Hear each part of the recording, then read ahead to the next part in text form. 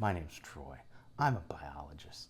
This is my older brother Trent, merely a chemist. And we are the Bourbon Brother Whiskey Nerds.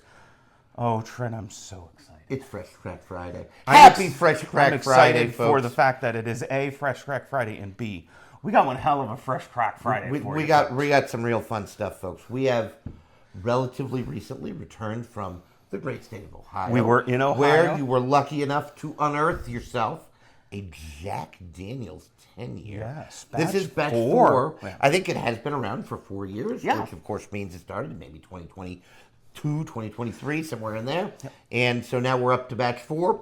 And 10-year age stated, that typical high corn Jack Daniel's Tennessee whiskey mash bill, 80% corn, 8% rye, and 12% malted barley. So coming in at 97 proof.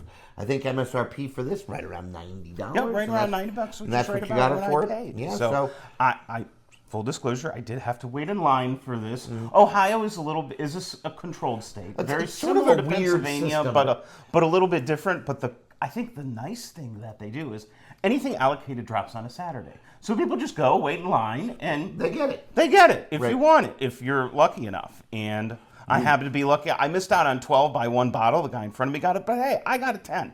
You know, if you're complaining about 10-year Jack Daniels as a consolation prize, you have what we refer to as a first world problem. Check yourself. So consult the nearest mirror. This is. I saw someone else talking about these when they came out. So this is the 10, the 12, and this year they added the 14 to that mix. Rumor has it there's going to be 18, 21. There's an 18 and the 21. There's really nice history to this. Obviously, for more information, I know that the Jack Daniel's website has a lot on this, but these are being released in the same order they were released back. I mean, a really, really long like 100 years ago. Like right around the time of Prohibition. Legitimately. Being over, right? The 14 was the oldest whiskey Jack Daniels had released in over 100 years. Yeah, and so they are releasing these, and they do date back to similar releases 100 years ago. Obviously still listed as a Tennessee whiskey. Now, that is a question I think we need to put to rest, Trent. Is Jack Daniel's bourbon? Yes. I don't care who tells you otherwise. Yes, it is. Some people will claim, yes, it's bourbon, but it's really Tennessee whiskey. That's a cop-out. It's both. It does meet all the criteria to be considered bourbon. Right. Without a doubt. Yes, without a doubt. So, no question. The history there is really interesting. Tennessee whiskey goes through a process called the Lincoln County process, where they filter every drop of Jack Daniel's Tennessee whiskey. If it's listed as Tennessee whiskey, it must be filtered through maple charcoal that obviously, if it did anything, would take flavor out, not add flavor. Which to meets the rules of bourbon. Which makes it meet the rules of bourbon. It's just like if you chill filter a whiskey. Absolutely. Which is not against the rules. Some people don't like it. Some people swear by it. That we're not here to debate. Correct. We can debate chill filtered, non-chill filtered at a separate time. Fact remains, Jack Daniels would argue this makes it a dangerous word in whiskey, a little bit of a smoother pour. Yep. But the wait is over. Let's taste some Jack Daniels. We're going to taste some Jack Daniels. We started this, but we didn't want to look like complete idiots, which happened to me once. We won't make that mistake again. And we have our JD10. This is... So I have heard, and I have no reason not to believe this, that anything going in the Jack Daniel's 10, the 12, the 14, and I would assume subsequent series of the high age starts out at the very top of their rick houses for about 7-8 years. Oh, really? And then so it's getting the most heat, the most temperature change. It's undergoing the most maturation, and then poor Jack Daniel's workers move them to the middle of the rick house and rotate them. Right. To slow down that aging One process. of the things that's interesting about top shelf versus bottom shelf science, pause for nerdiness, it's an unavoidable thing here with the Bourbon Brother Whiskey Nerds. Right? It really is tough to turn off. Ask the Bourbon Sisters, they would tell you. But as you increase the height, obviously you are going to get more heat. Hot air rises, right? Temperature inversely proportional to the density, so as it's hotter, it's going to be less dense and rise. But the humidity is going to be lower because, of course, more humid air is going to sink down. That's gonna, and so it is a little bit of a trade-off. I don't know if that's got anything to do with it. just a little bit about aging. Yep. We've been waiting for this for a while, folks. We're going for the nose. Oh my gracious. Oak and smoke. Just drown barrel char. Just drown me in it. And toffee butterscotch. This is a deep, dark, brooding girl who shops at Hot Topic and is sometimes... Do they still exist anymore? That might be a blast from the noughties, the 2000s. Malls or Hot Topic? I don't know. Well, potentially both. Yeah. But, you know...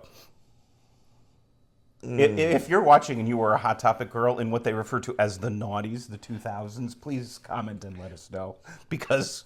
First of all, we like you. We will like you. So. Mythical bonus points to you. If you didn't get that joke, look it up. Okay. Trying to pull some notes from this. Definitely a little bit of a brick house funk.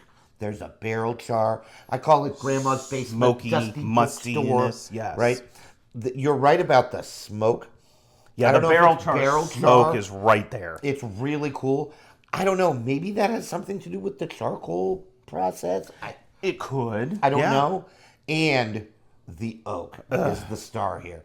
Now, you will find people, they won't be hard to find on the Whiskey Tube community, that are not as big a fan of high-aged whiskeys as we are. Troy and I, unafraid of oak. Bring it on. Yep. Rare is the whiskey that we're like, can't drink it too much oak. And so this 10 years, child's play for us. There is a sweetness. It is a dark, brooding, creme brulee, coffee, butterscotch. Coffee is actually a really good note. Really good note. Maybe like a cocoa, too, or a chocolate. Yes. Everything, think if there's a fruit note, it's a dark fruit. Fig. Like cherry, maybe stewed prune. Right. Plum. Yep. Right. Raisin. It's rich and just... It is. It smells like a humdinger. I think we've established that we like it on the nose. Time to taste it. We should taste it.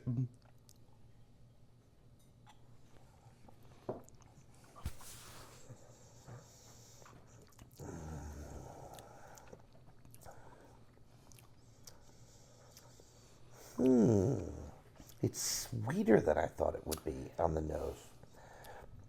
Because it hits me. Oh. Yeah, but she's kind of sneaky on the finish here. Oh, it's really good. And it's not peppery. It's just oak. It's the oak shifts on the nose. It's more sweet. It's more spicy. Yeah. On the palate, in my opinion. I think that the nose of this is just phenomenal. It's just phenomenal. The palate is interesting. I'm going to have to take another sip. I was expecting more of a punch of something than I got. It was a little bit more mild. More subtle. It was a bit more mild, right? But the back of the palate into the finish is just mind-bogglingly delicious. Yeah, it's still going on. And it's so freaking getting good. that drying astringency from the oak. I got a little bit on my tongue. Yep. Got no problems with that.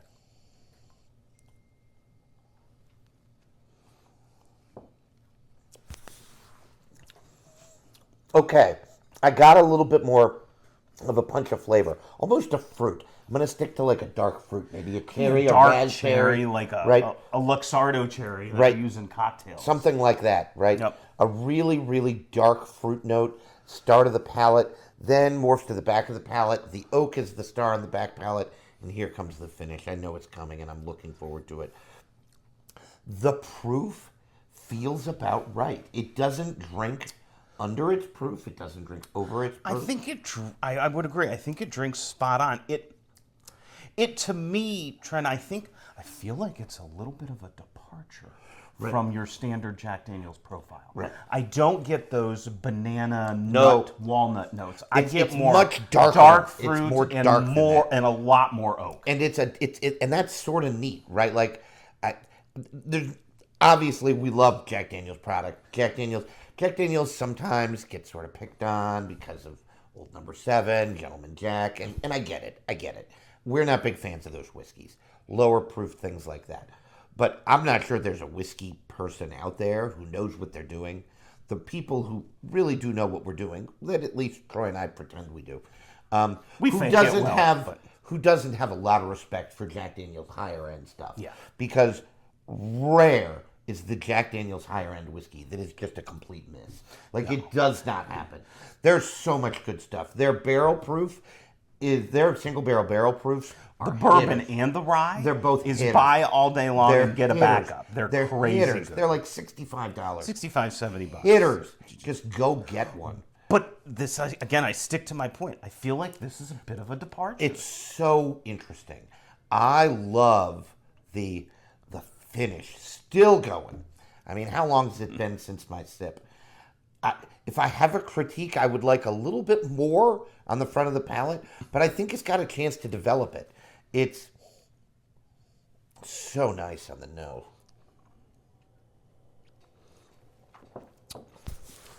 You know, there's a punch of barrel funk, that dusty bookstore. Right on the sides of the tongue. Right early up front, and then I get that nice cherry, maybe a raspberry, blackberry. Transitions to that spicy oak. Yes, there's the finish isn't peppery, so that it's not pepper. No, it's not like that biting where you got a big piece of pepper from your steak and you're like, right. Well, no. you bite into a rye seed, like rye whiskeys, right? That's not what the finish is. It's more of a smooth, dangerous word. Here we go, smooth again. But it's more of a sweet oak with a little bit of a.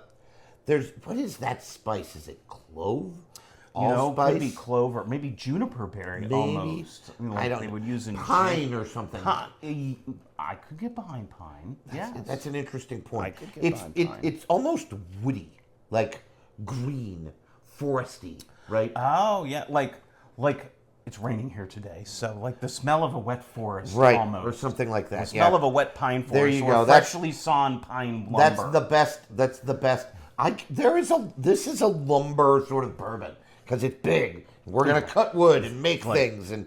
The brawny paper towel man down trees. Carries this bottle of bourbon in his other hand, or Tennessee whiskey. Jack Bunyan? John? Paul Bunyan. Paul Bunyan. Daniel Boone, right. All of those, American frontiers. But only three. That's Davy Crockett. Davy Crockett. All right, we've lost all our viewership because I just sang. We're moving on. I'll take a sip of water and shut up. Troy, take us home. Well, this is, actually, that's not true. I did have a pour of the 14, and I got to be honest with you. I like this better. I do. I like this better. You have to know what you're getting into with these types of bottles. I think it's off profile for Jack Daniel's. If you're expecting that caramel-drenched banana nut bread, you're not going to get it out of this ain't Bananas Foster, It's folks. not banana. It's much more Foster than it is Bananas. It is It's correct. just chocolatey and coffee and so that sort of note is on there. Brooding, and I'm very curious to see what happens when it opens up. Well, and I think it's going to. There's going to be more there. Yeah. I think there are other whiskey tubers who, of course, we watch. That's how I know this. That have said, as the higher ages come out, you might see 10s and 12s on shelves more. Correct. And they might end up being really good buys because they're really not worse by any stretch than our 10s or anything like that. They're not that much better that you have to have the 12 or the 14 over the 10. And so if you can't find a 14, Troy didn't really love it. Okay? Thought it was a little close to over-oaked almost. It was approaching, which for me to say is kind of a really, lot. boy, that's a bold statement. It's a bold statement. In any case, this, really good. If it's in your budget, and I don't want you to buy whiskey out of your budget, I'd consider getting one, especially if you're a Jack Daniel's fan. Because I think you deserve to see what Jack Daniel's can do that is still delicious, but off profile. This is an exercise in higher-aged whiskey. Very much so. So we're getting a storm, so we're going to cut this off because the house is rumbling. But that's beside the point. But hey, thanks for watching. Make sure you like, you share, you subscribe. If you've had Jack 10, 12, 14, let us know in the comments which one's your favorite. And while you're doing that, make sure you're drinking what you like. And like what you drink. Bye everyone. Bye, folks. We'll you.